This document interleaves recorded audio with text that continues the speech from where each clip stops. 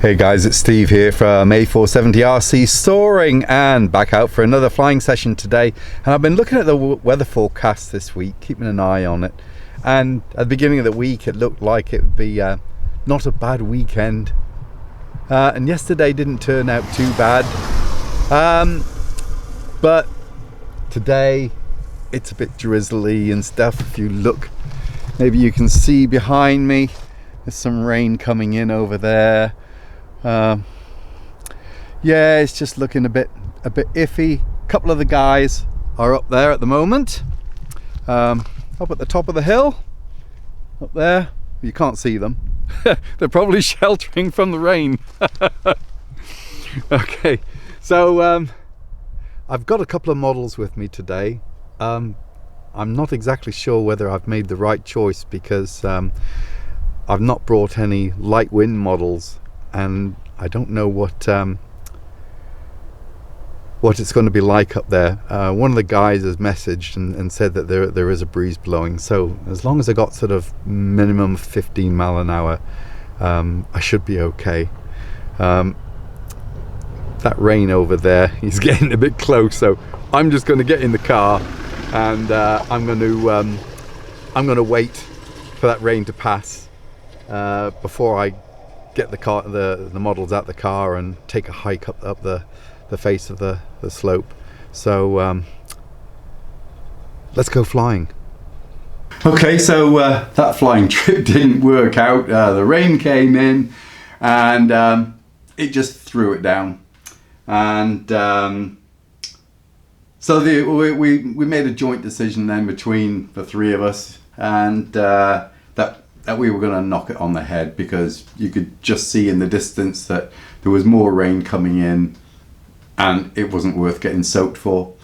So I've come home now and going to get on with some other stuff. Now, yesterday I had a bit of time on my hands, and one of the modelling projects which I've been putting off for a while was repairing this, the Valenta L123A. This is the 8 meter, something like that. It's not quite 3 meter model, and I absolutely love flying this. It's great. It needs a bit of a blow, so I wouldn't normally fly this unless there's about 18 mile an hour on the slope.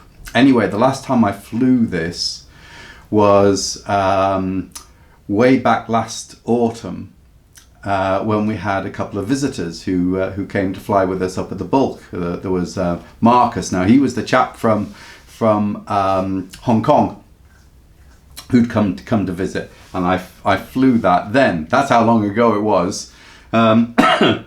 So I'll put a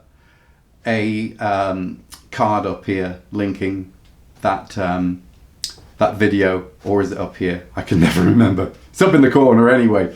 So, but I had a problem whilst flying that, and the elevator just didn't seem to be working. So it needed a bit of investigation as to why it wasn't working. So yesterday I finally got around to doing something about that, and I had to take the rudder off and remove the rudder post, and there's another post behind that, full length post, which was the mount for the elevator servo. And that had broken. Now it looks to me like it's just made of hard balsa. I wouldn't say it's light ply. It looked too fragile for ply.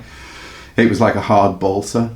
Anyway, I cut out the damaged bit, and I've made a repair using some light ply, and that's not going anywhere now. That's seems to be a good repair. And then I had to glue in the rudder post and get going. So all that's now done, and I was hoping to fly that today. So once I'd done that, I went to charge the batteries. Now I've got 2 battery packs in there. I haven't gone for these fancy power box systems. So all I've got is 2 2000 milliamp Life battery packs, LIFE battery packs. One of them powers the servo only, and the other one powers the receiver. And this was the receiver pack. Now, normally at the end of a session, I've still got 50% or more left in these packs. So I thought, well, okay, well, let's put these on charge. So I put this one on charge, and it seemed to take an awful long time. Normally, I walk away and go and do something for just a couple of minutes, and then I can hear the charger beeping. They take next to no time at all to charge. Now, this was in the kitchen, in a tin box, charging up, okay, safety, next to the sink, just in case anything goes horribly wrong, okay. And so I went to have a look at it and pulled the banana plugs. I stopped the charger, pulled the banana plugs out of the charger, and I thought I'll just give it a couple of minutes, just let the battery settle, and then I'll check the battery. Now, whether those two banana plugs touched and created a short, or whether because it was in the tin and it created a circuit, I didn't even think about that. But I heard this noise, and it was like sizzling. And then the next thing, there was a load of smoke coming up. So yeah, so as you can see, that's what's left. It's just a burnt out mess. So I think that was my fault. I don't think it was the battery pack. I think that was my fault. I think I created a short circuit.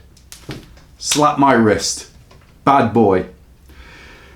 So the moral of this story is, doesn't matter what kind of battery you're using, we all know the dangers of lipos, okay? Whether it's a lipo, an LINH, if you're still using old-fashioned NiCads, Lifey, or Life, whatever, you need to be safe. Never leave it alone. I mean, I was only just in the other room, but the door was open.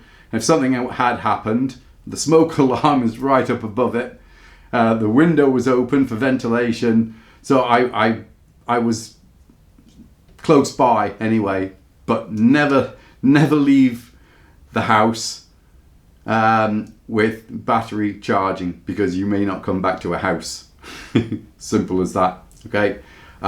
This has taught me a bit of a lesson. We can all get a bit lax about these things, all right? And I've got a new one on order now. Hopefully that'll be here in a week, and get that charged up, and we'll be away. I need to order a new charge lead as well. I've got a shopping list with some bits anyway. So yeah, today's flying didn't happen. Never mind. It's August.